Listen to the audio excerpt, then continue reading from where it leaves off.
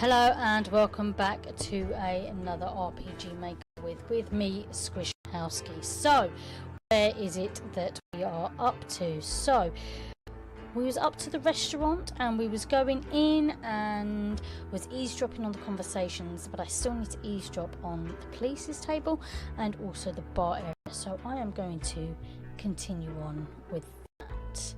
So, yeah, let's continue on.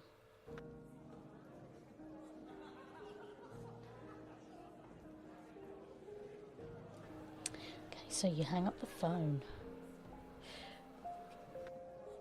Right, so just turning on the light there. I've had to use the inbuilt camera of my laptop because my USB one seems to be going a little bit strange. So yes. Right, let's carry on.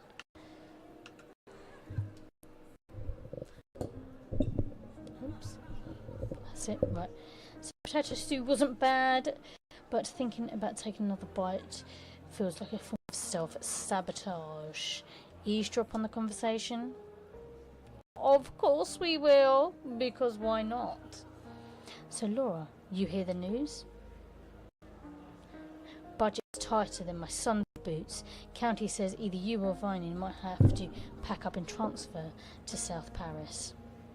South Paris? You mean the armpit of the county? What do we do to deserve that?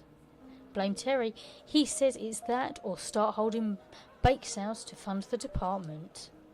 Bake sales? Maybe we should sell lemonade on the corner while we're at it. Or maybe a car wash. That'll fix the budget. What do you think, Squishalski? Don't play stupid. I know you're eavesdropping. Who do you think should be sent to South Paris?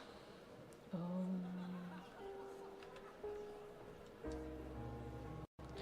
Wallace leans back, a grin forming on her face. Well, I'm glad I'm still valuable to you. I'd rather not go anywhere. Thanks for having my back. Oh, that's quite sweet, isn't it? They continue talking about the department struggles and other local matters, with Laura venting her frustrations and the chief offering little more than a few grunts of agreement. Okay, so let's eavesdrop on the conversation. Of course we do. We want to eavesdrop on all of that, puppy. Their voices are low but carry a note of impatience as they occasionally glance towards the restroom. 10 minutes. 10 whole minutes. What's he doing in there? Writing a novel? Knowing him, he's probably trying to solve the world's problems on a cocktail napkin. Did you see how much pasta he ate? It's a miracle he made it to the bathroom. Or he's hiding from the bill. Remember that conference in Portland? Disappeared for 20 minutes, then claimed he was taking a call. Yeah, the call of the free bar tab. He better not pull that stunt here. They both laugh uneasily, glancing at the restroom door again.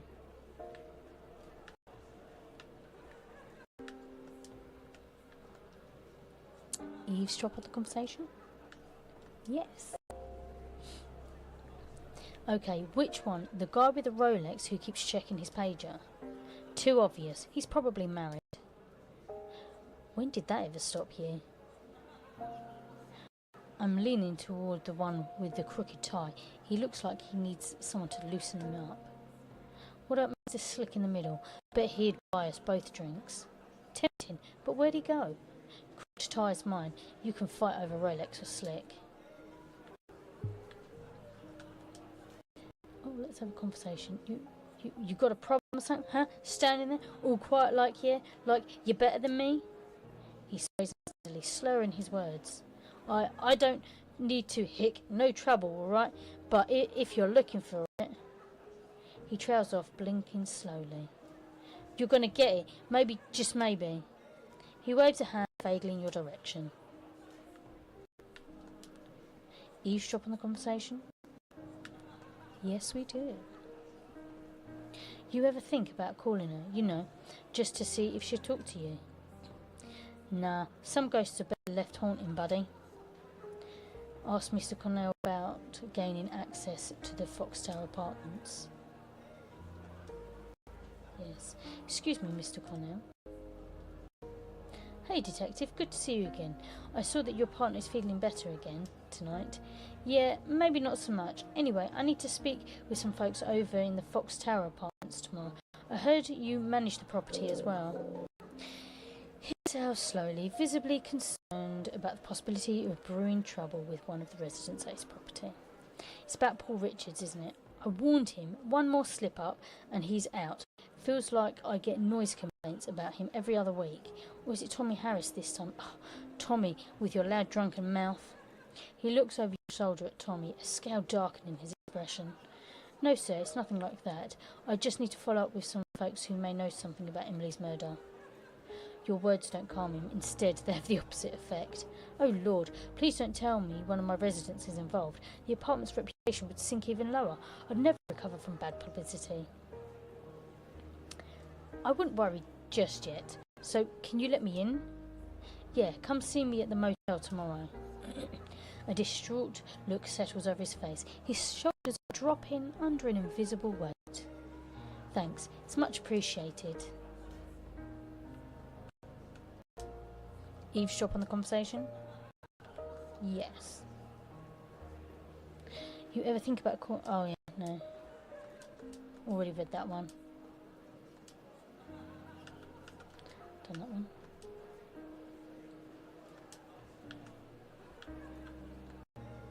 Eavesdrop on the conversation? Yes.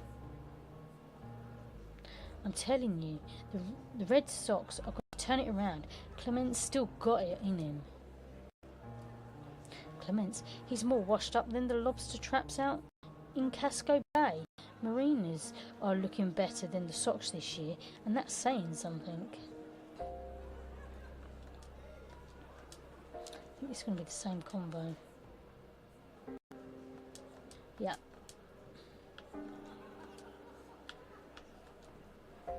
Tommy doesn't move when you approach, his back stiffening at the sound of your footsteps. He grips his drink tighter, his voice low and seething. What the hell do you want now? Haven't you done enough poking around for one night? Go bother someone else. Okay, so I'm not going to get anything else out of him. So... done all around there. Yeah, no, I did do all around there. Is there anyone here to eavesdrop on? Knock on the stall door? Yeah, why not? Hey, what do you want? Don't rush me. This is a delicate situation in here. He pauses with a grunt, and a loud fart echoes from the store. Nice. At least he can then go back to his mates and say, well, you know, he's actually having a shit.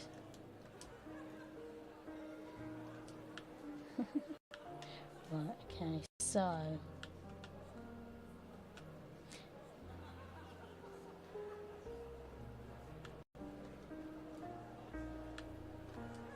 right, so... let's go to the motel, sleep it off a bit. Squishalski, you really don't remember any of this, Clive? I'm sorry,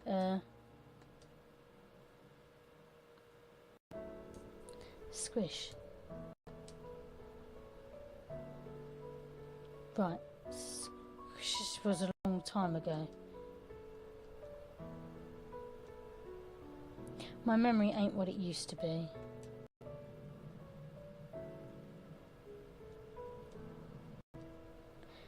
You peer into Clive's eyes, searching the soul of your former partner and friend. You only see a shell of the sharp detective you once knew. I'm tired. Let's take a break. We can continue this in a little while. Sure, Clive.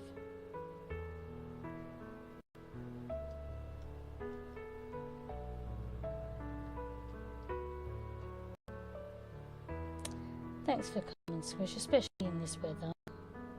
I don't think he even remembers me anymore, Evelyn. We were partners for 7 years. I thought these weekly meetings would help. They are helping, but the doctor said we could only slow Papa's memory loss. But I think he's more lucid lately, and that's in large part thanks to you. Maybe, but I don't like talking about the Buckfield case. That one has never sat well with me. I know, Squish. You told me that last week. I fear I may be the one suffering from Alzheimer's. She couldn't help but let out a hushed chuckle. Are you finished for the day then? I'll stick around for a bit.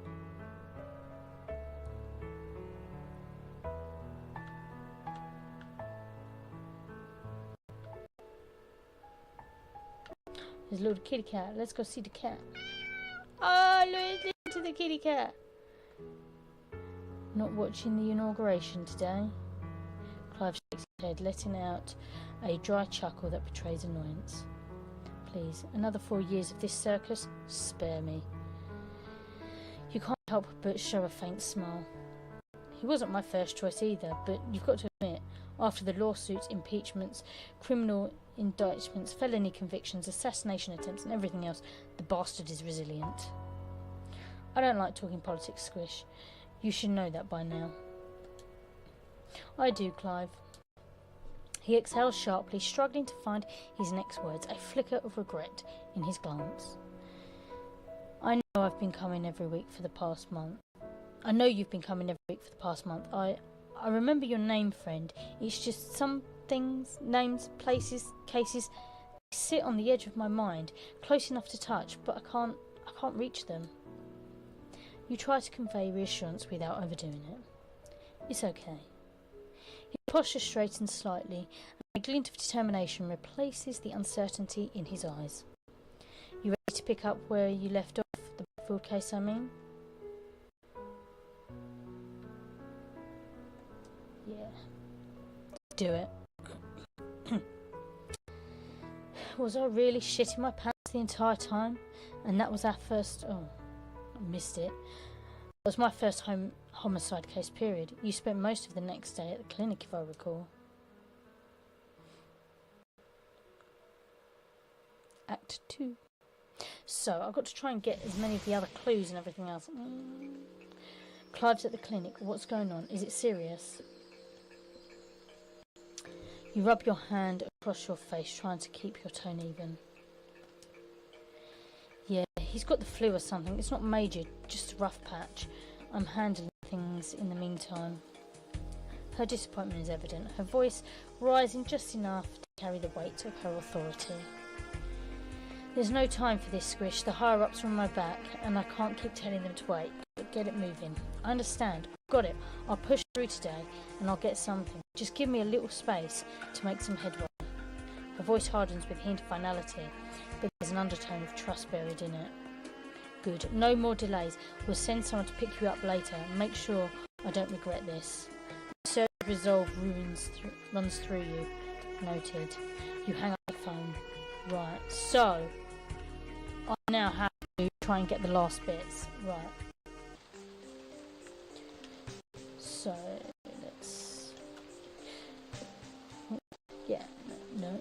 That's what I want. Satchel. Right. To-do list. Follow up with Linda. Investigate broken window. Locate. Right. Interview Paul. Right. So, interviewing his friends. Okay. So, let's go back round and try and follow up with people. Right. So, before I do that...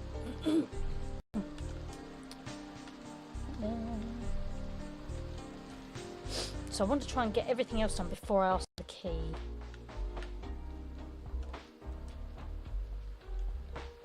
Detective Squishalski, I didn't expect you to see you here.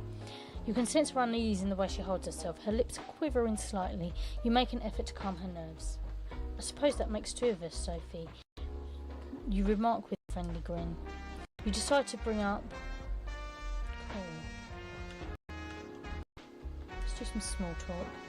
Picking up some essentials, huh? Congrats on graduating, by the way. Big plans for what's next? Her hands fidget at her sides, her shoulders rising and falling in a small hesitant motion as she answers in a quiet voice. Thanks. I guess. I don't know. Everyone keeps asking me that, like I'm supposed to have my whole life figured out. College, maybe? Or maybe I'll take a gap year, see a bit of the world before I get stuck in one place forever. Sounds like a good idea. Take some time for yourself. Buckfield isn't going anywhere. Her lips twitch with a faint smile, into a faint smile, but it quickly fades as her gaze drifts to the floor, her thoughts clearly elsewhere. Talk about suspects. So, I've been asking around, trying to get a feel for some of the folks who were close to Emily. You ever talk to Pat Peters much? She tilts her head a fraction, considering her words carefully. Outside of church? Not really. I mean, it's nice enough, I guess, but I never got why Emily liked him so much. She used to say he was different, like I understood her. I don't know, he always gave me the vibe like he was trying too hard to seem perfect, you know. Different how? She exhales through her nose, the movement of her shoulders almost imperceptible, as if brushing off the thought. She never really explained, but she'd come back from talking to him all weird, quiet, like she was thinking too much. I just figured she liked the attention. You give a brief gesture of acknowledgement while jotting something down. Talk about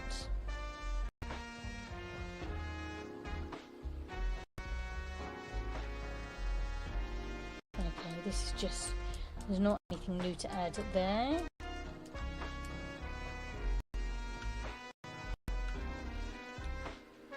Well, I'll let you go back to your shopping now, thanks. Her demeanour seems markedly less tense as you turn to walk away. Okay, so let's just double check. How's that now? Yes.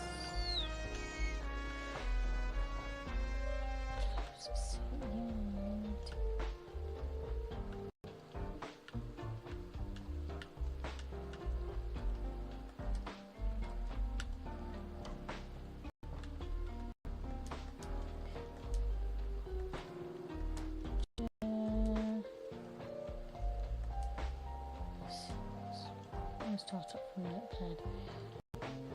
Oh, okay. I think there's actually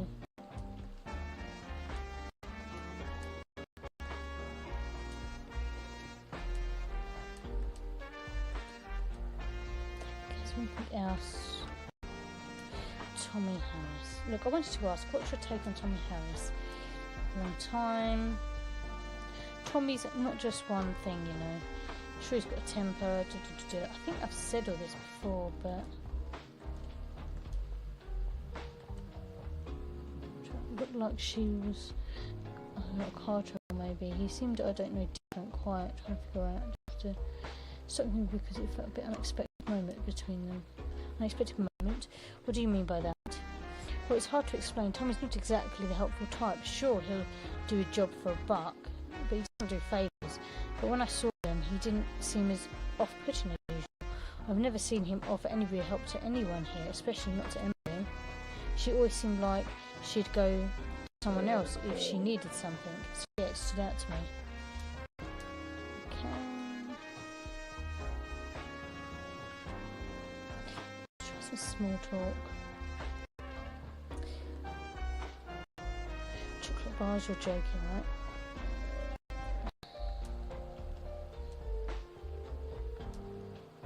Didn't mean to offend, we're working hard, I promise. He snorts, folding his arms over his chest. Funny, working hard at the Dancing Damsel last night, huh?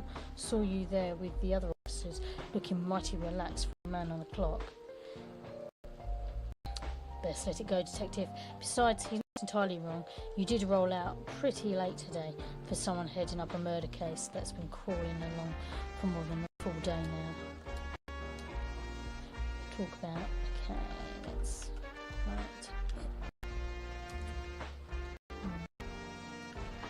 let's talk to her. Did you see something else, dear? You decide to bring up.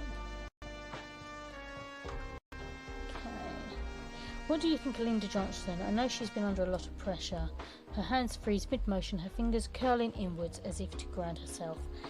Linda's complicated. She can be kind when she wants to be, but most of the time it feels like something else going on under the surface, like she's playing a game the rest of us don't know the rules to.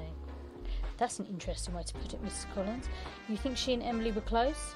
She shakes her head, her hands dropping to the service counter as she lets off a soft sigh. Not really, from what I could tell. They butted heads more often than not. Linda always had this way of pushing, you know, and Emily wasn't the type to take it lying down. They'd argue in here sometimes, usually nothing too loud, but you could tell there was no love lost between them. Just want to went into your notebook pages, too embarrassed to spare even a glance in response. Talk about... Mistrust and small talk. Must be hard keeping things running smoothly with everything going on. Her smile wavers, the corners of her mouth pulling back ever so slightly before she catches herself. It's been challenging, I'll admit. Folks are on the edge and I can't blame them. People come to talk more than buy these days and rumours don't pay the bills. But we keep going, you have to in a place like this. Still, with so many people in town, you lose 1 or 2 regulars and it feels like half your business dries up overnight.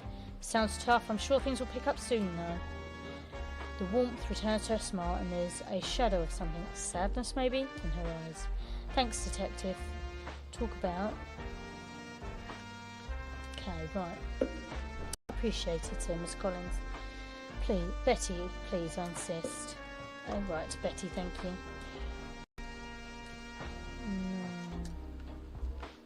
So, let's... So who else have I actually got to talk to for Emily's friends? Sophie. So I need Sarah.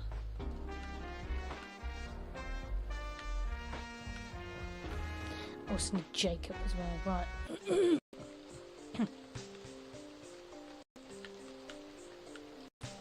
Just see if there's anyone in here. I don't think there is.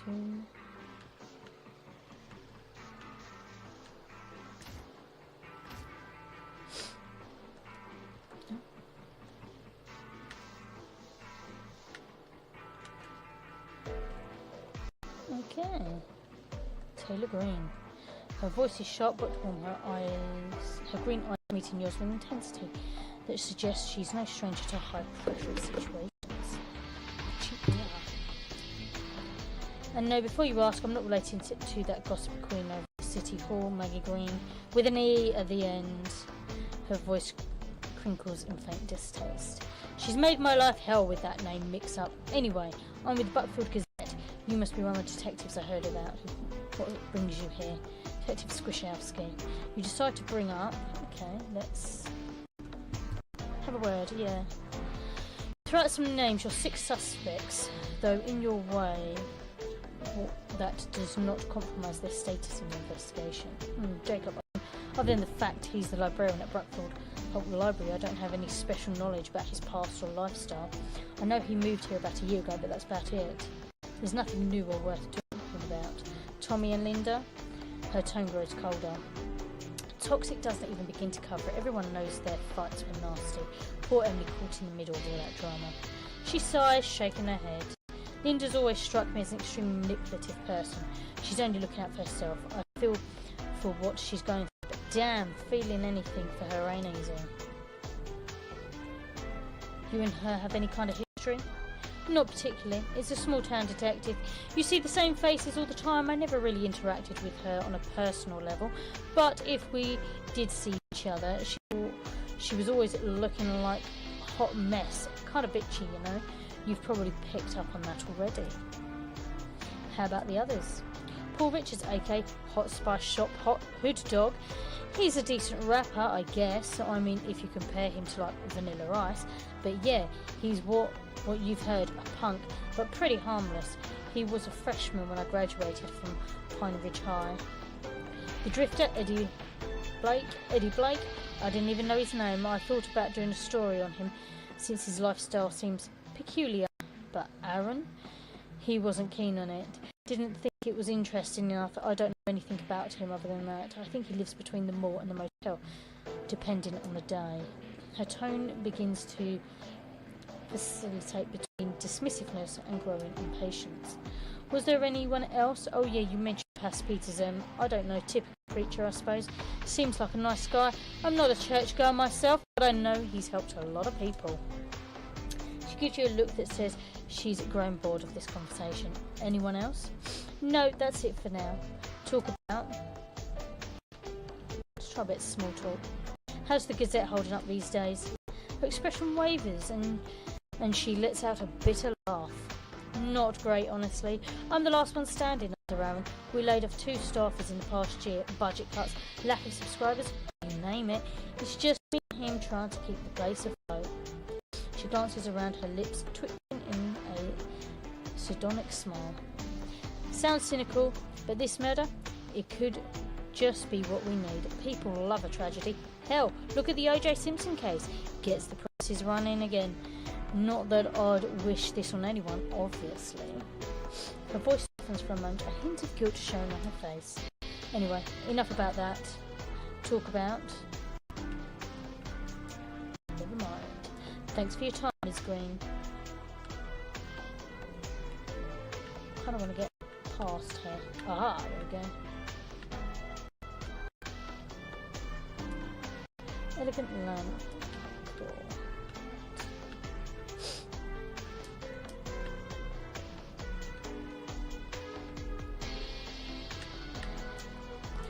And laptop.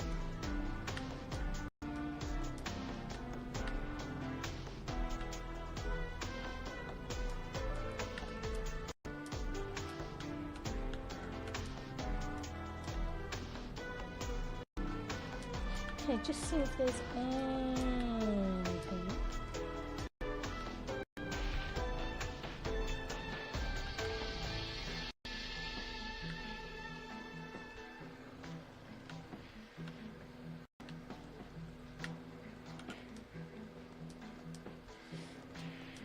Okay, let's just see. I just want to try and get her.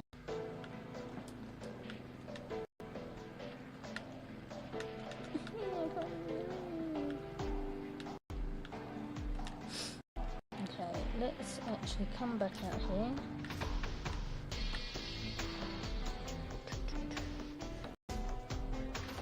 Ah, cool.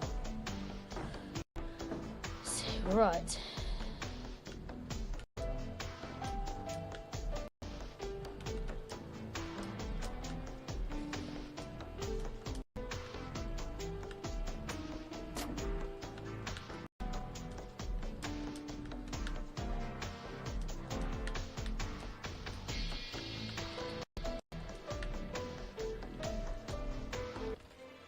So you find 3 cans of Sprite, 3 cans of Moxie. They may be a little past their expiration date, but feel free. Soda is still free soda, right? Cool.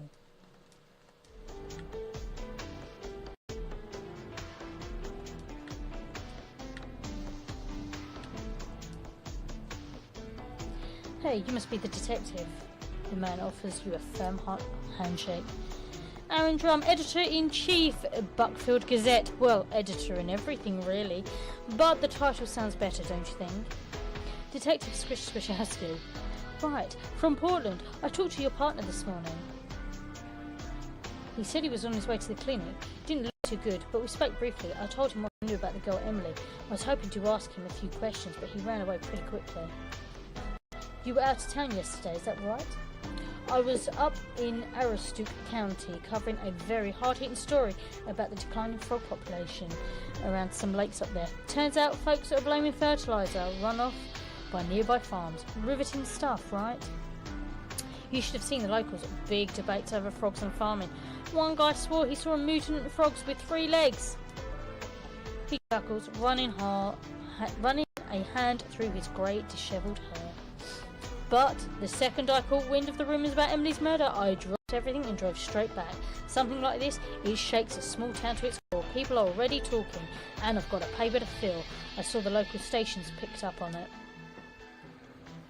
Yeah, last night, Channel 6, Pat Callaghan reported that the state police were investigating the murder of a young woman in Buckfield, that the community was shocked, yada yada. They didn't name any names, of course, or much of anything else, so there hasn't been a press release yet. Not that I was aware of. We'll be putting something out soon, though, probably tonight or tomorrow morning. Well then, you've come to the right place. Aaron leans forward, lowering his voice, if sharing a secret. Now, detective, I get it. You're here to solve a crime, not help the press, but the people of Buckfield are hungry for answers.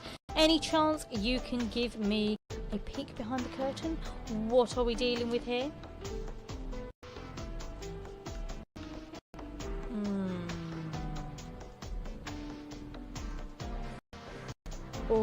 do I throw him a bone, or do I refuse to speak? I'm going to have to refuse to speak, I think. Sorry, I'm not at liberty to discuss the details. His lips twist into a half smile. Fair enough, he says, with the disappointment. The disappointment in his eyes is clear. I'll just have to stick to the rumour mill for now. Did you change your mind about giving me a peek behind the curtain? So what are we dealing with here? Oh, screw it. Let's throw him a bone. It's early in the investigation, but the murder was pretty brutal. I can't give you much, but what do you want to know? Aaron's expression hardens as he nods, pulling out his notebook, his face a mixture of intrigue and concern. Damn. I'll tread lightly with this one, detective, for now. First off, is there any truth to the rumour that the murder might have been crime of passion? What's the word going around right now?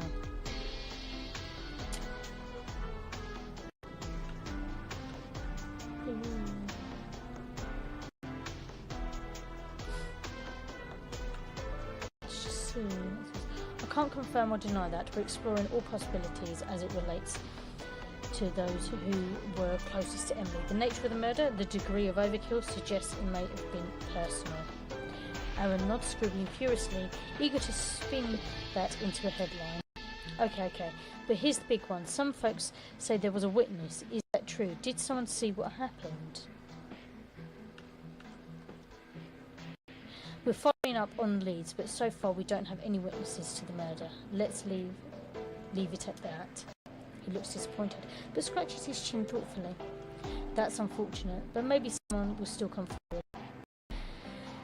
A crease forms across his brows as he frowns, continuing to jot down every word, eager for a scoop. Last question, I promise. Any suspects in custody yet? The people want to know if they can sleep safe tonight. I can't answer that. He mutters under his breath, clearly dissatisfied. Figures, you'll call me when you're ready, right? Okay. Just to run over what you said, you're focusing on Emily's close circle to a degree. The degree of overkill points to it being personal. You're still following up on leads, but no witnesses have come forward yet. You affirm with a gesture of your head. Aaron stands for a moment contemplating what was said, or maybe what wasn't. He shifts slightly, as though weighing his next move, his expression unreadable. He gives a short, non-committal nod. Whether it's a thank you or a dismissal remains unclear. His eyes linger for a beat longer than necessary, a faint hesitation in his stance before he turns away, leaving the air heavy with whatever was left unsaid.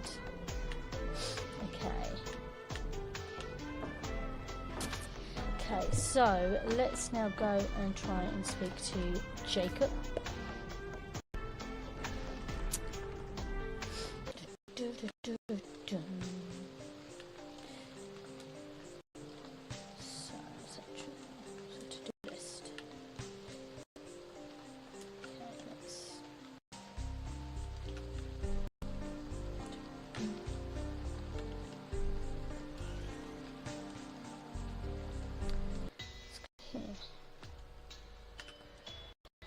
A man you assume to be the city manager leans against the reception desk, chatting with Maggie.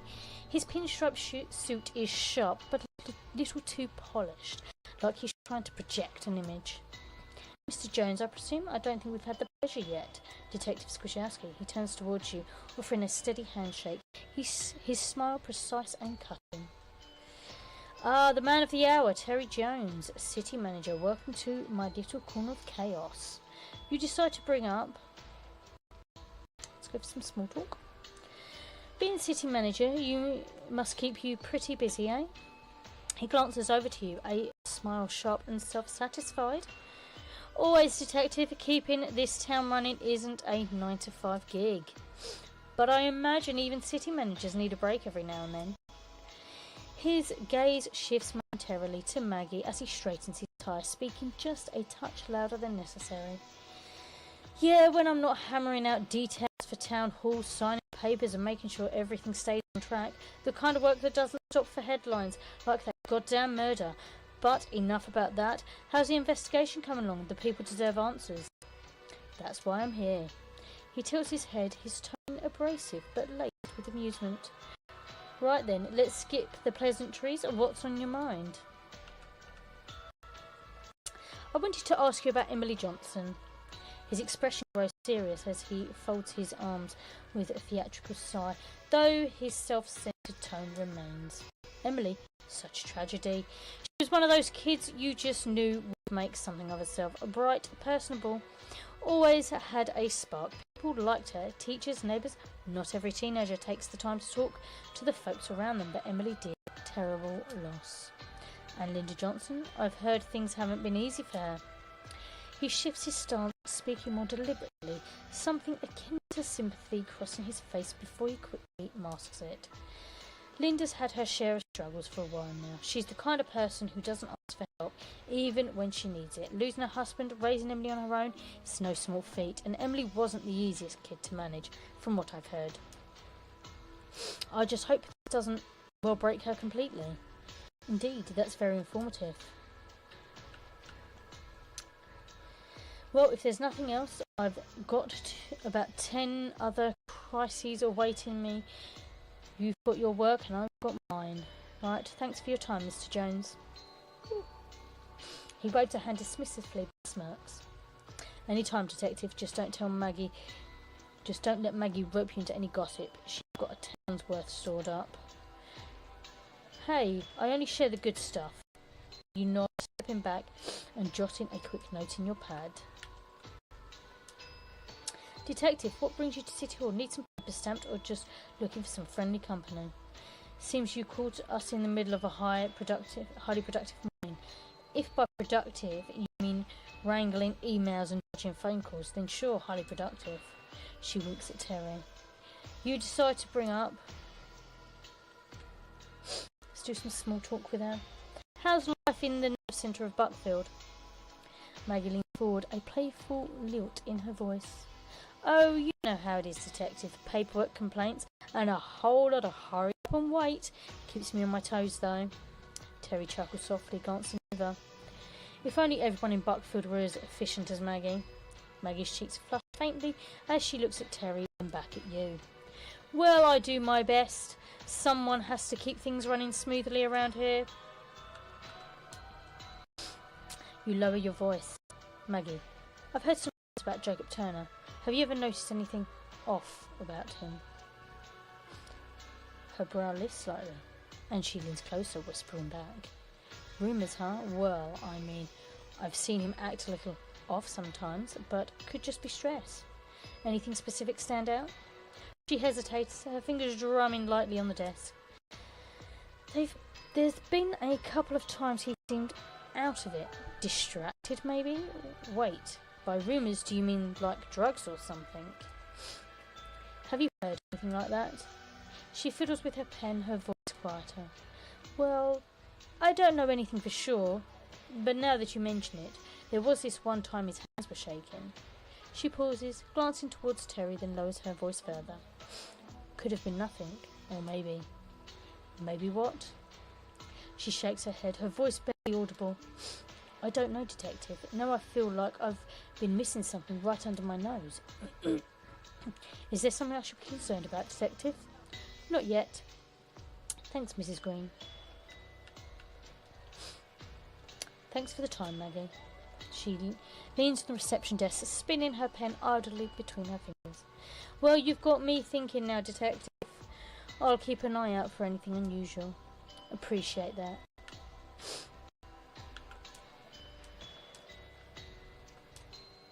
Jacob Turner. That's me. Oh, how nice. He doesn't offer a handshake as he approaches, just a quick glance, sizing you up. You've been hard to pin down. I looked for you yesterday, came up empty. Excuse me? Yeah, well, I wasn't working, wouldn't have found me here. His tone is flat, as if he's really annoyed, his arms crossed in front of him, like he's prepping for a confrontation. Oh, excuse me. Excuse me. The calmness in his voice doesn't match the tension that lingers in his posture. So, where were you? Last night? The night before? What kept you busy? I'm guessing this is about Emily, her murder. You're guessing right, Detective Squishalski, State Police. I was with a friend in Mechanic Falls yesterday. Needed to get away. Things here are heavy. What happened to Emily? It's unfathomable. Jacob's eyes drift lazily to the side as he talks, not making much effort to explain his whereabouts further. No argument there. Think you can help me figure out what led to it? All right, ask away. Jacob shifts his weight, standing a little straighter now, but there's a defensive edge. He looks like he's trying to hold on to whatever he's left with, but it's fading fast. Ask about his bond with Emily. From what I've heard, you and Emily were pretty close. Same with Sarah Foster. He shrugs. Close? I don't know about that. They hung out here sometimes and borrowed books. Not like I kept tabs on them. Borrowing books? Don't play stupid with me, Jacob. Jacob leans back, crossing his arms. We hung out a few times. Big deal. Not much else to do in Buckfield, is there? Emily's mother didn't seem to think that's all that was going on between you two. Neither did her ex, Paul Richards. His tone sharpens. Her mother's an overbearing drunk who didn't know how to connect with her daughter. A sly smirk creeps across his face. And Paul? Who cares what he thinks? The guy's got the emotional intelligence of a wet sponge. Nice. I think there's more to the story than you're telling me. His smile fades as he lets out a humorous chuckle. Paul thought anyone who looked at Emily was a problem. Guy's got issues. Maybe look into him instead of hassling me. Talk about alleged drug use. Tell me about these parties you were taking Emily and Sarah to. He tilts his head, feigning confusion. Yeah, in the city, on the weekend. Cut the shit, Jacob. He studies you momentarily, as if weighing how to proceed. We went to some EDM shows. What do you want me to say about it? Rumours say you were supplying them with more than just looks. Linda Johnson said she was worried about Emily dabbling in dangerous habits, that she was getting high with you. His tone grows serious. That woman knew nothing about what was really going on with Emily. Anyway, Emily liked to have fun, but drugs? I never gave him drugs. I don't touch the stuff, detective. You're not buying it, but still, you don't have anything but hearsay to contradict him. You're 10 years older than these girls. Doesn't it strike you as odd that you were hanging out with teenagers, going to parties with them? His lips tighten. His cocky demeanour cracks for a moment. I didn't ask to be their chauffeur. They came to me, wanted rides since neither of them had a car, and they didn't seem to mind my age when they were asking for favours. Besides, they were both adults. I didn't do anything illegal. You expect me to believe a librarian just happened to be their Portland tour guide? What's in it for you, Jacob? His voice turns low and pointed. What's in it for me? How about not sitting in Buckfield every weekend watching tumbleweeds roll by? What's in it for you, detective, other than wasting my time? You can play coy all you want, but multiple people think you were supplying those girls. His shoulders squared, voice rising. People think I do stupid things. That doesn't make it true. Maybe you should stick to facts, detective. You might actually get somewhere in your investigation. As much as I'd love to keep playing 20 questions, I've got actual work to do. You know, librarian stuff, or is shelving books suspicious too? For someone whose friend was just brutally murdered, you don't seem all that shaken. Jacob stiffens. Something in the air seems to change. The room feels a little smaller. Did you come to offer a shoulder to cry on? I know what this is, what you're trying to imply. If I sound callous, maybe it's because you've barged into my workplace, acting like I'm guilty of something. He speaks quickly, almost too quickly. He rubs the back of his neck as he talks, a nervous gesture that feels almost too forced to be natural. His words carry the weight of something he doesn't want to admit. A slight grimace crosses his face as he tries to avoid eye contact. Guilty? That's interesting. Why would I think that? Because you've got nothing on whoever actually did this, and now you're grasping at straws. So where were you on the morning she was murdered? He folds his arms tighter, clearly uncomfortable. Like I told Chief Lawson earlier, I was home Thursday night, didn't leave until Friday morning, well after everything turned to shit around here. That's the truth, whether you like it or not. It might be worth checking with the Chief. Let me guess, no one can verify. That'll be convenient, wouldn't it? Jacob lets out a sigh as though he's tired of the subject. Convenient, certainly not for you, but that also wouldn't be my problem. Now, if you're done wasting my time with this nonsense, I said I've got work to do. Enjoy your afternoon, Jacob. I'll be in touch. Can't wait, he calls out, his voice light and tinged with defiance. Next time, bring a fucking library card. He seems to have an answer for everything, you muse, but something about the way he delivers it makes it feel real rehearsed. Okay, to-do list. So he's in. So what knows those? Follow up with Linda, Carol Mitchell. Okay.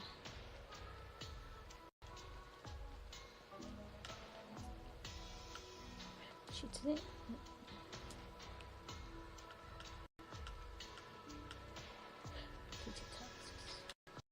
1, 2, 3, 4, 5, 6, 7, 8, 11.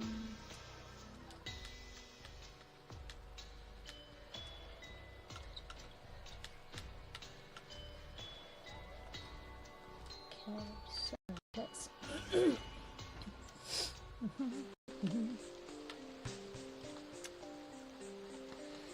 okay. Let's go have a word with Clive. Oh, okay, who's this? You find Victor leaning on the counter, flashing a dazzling smile. Oh, Lisa, you are a vision today. Me Estrella, if beauty were medicine, this town wouldn't need me or Dr. Daniels. Lisa rolls her eyes, half smiling. And yet here you are. Shouldn't you be cooking up something amazing at the damsel instead of pestering me? He places his hand over his heart, feigning hurt. Aye, but what is cooking if not a way to win a woman's heart? Tell me, Lisa, when will you let me cook for you? Just once, eh? I'll make you the most romantic pass you've ever had. Oh my god. How about I let you know when pigs fly? I just ate your cooking last night, you know. You wound me, Quidira, but I am a patient man. One day you'll see Victor's cooking wins every heart. Okay.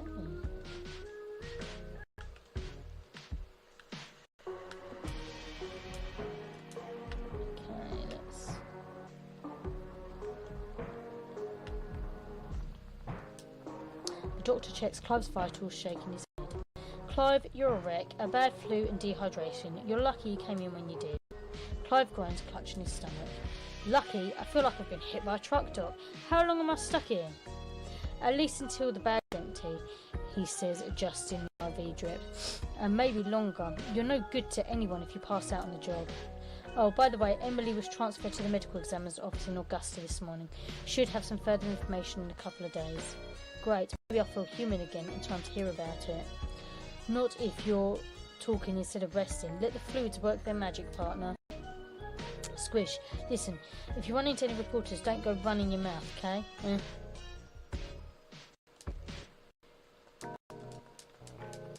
Okay, cool.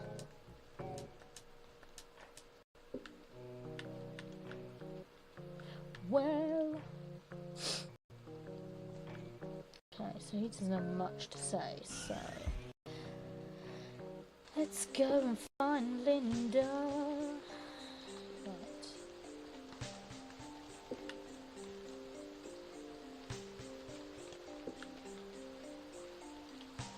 So I think we're to the right. It might be to the right, actually. Excuse me. No.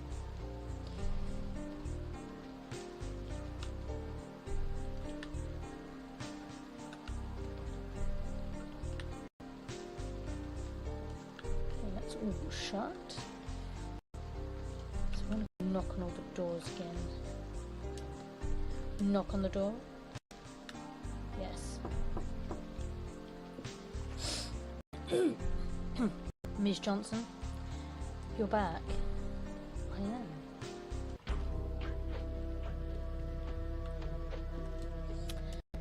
Great. More questions. We decide to bring up Linda's shoes. Might I ask your shoe size? My shoe size? What are you planning? What? Are you planning to buy me a new pair? Just routine questions. Do you own Timberland Premium 6-inch waterproof boots? Timberlands, please. I'm a size 8 and those things are too bulky for me. Why does it matter anyway? Just tying up loose ends. A bitter laugh escaped her, followed by a shake of her head, her expression a mix of disbelief and fury. Loose ends? Or are you just looking for another way to make me out to be a monster? My daughter was murdered, detective. I'd never hurt her, never. Scribbling shorthand into your notebook, you make a point to underline a particular phrase. Her life insurance policy. I came across something interesting, Linda. That life insurance policy you took out on Emily. Care to explain?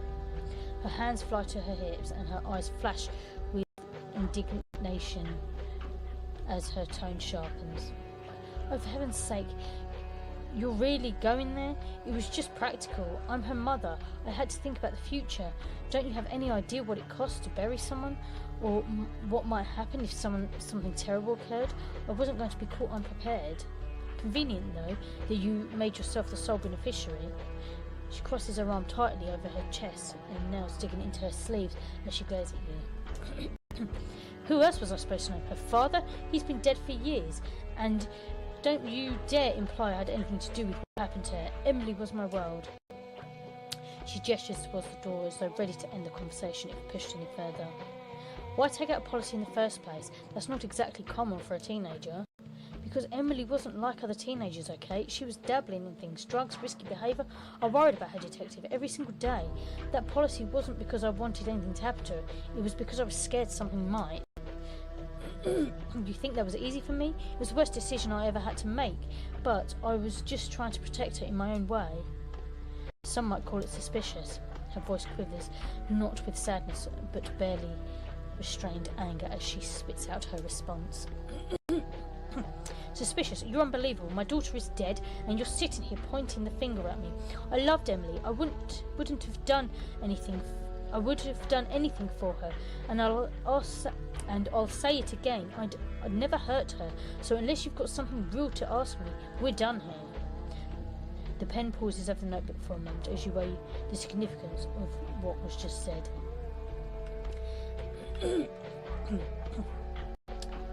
You've got no detective accusing me of whatever it is. Emily deserved better than all this. Better than you poking at her mother like I'm the enemy. I'm just searching for the truth, Linda. That's all I'm after. Why don't you start searching for a fucking murderer and start looking somewhere else? Okay. Right, on this note, I am going to actually call the headquarters and save the game where it's at.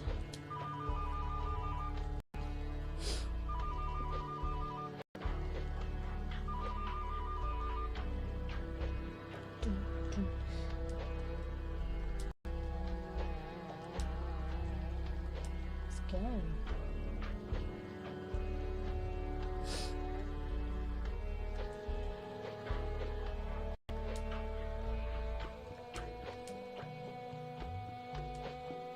Okay,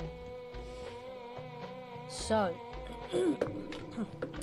I'm going to actually leave it there for now. So we are just going back and re-asking some more questions, going through the tasks and everything again. So yeah, so we've re-asked obviously Emily's mum, and managed to get hold of Jacob, and just continuing on, also giving a little bit of information to the reporter, probably shouldn't have, but hey ho, shit goes down. So, got some more bits to do, but I am going to leave it there for now. So, I am Squishalski, and this has been RPG Maker with, playing the game A Murder in Buckfield. I do believe created by, is it SDS?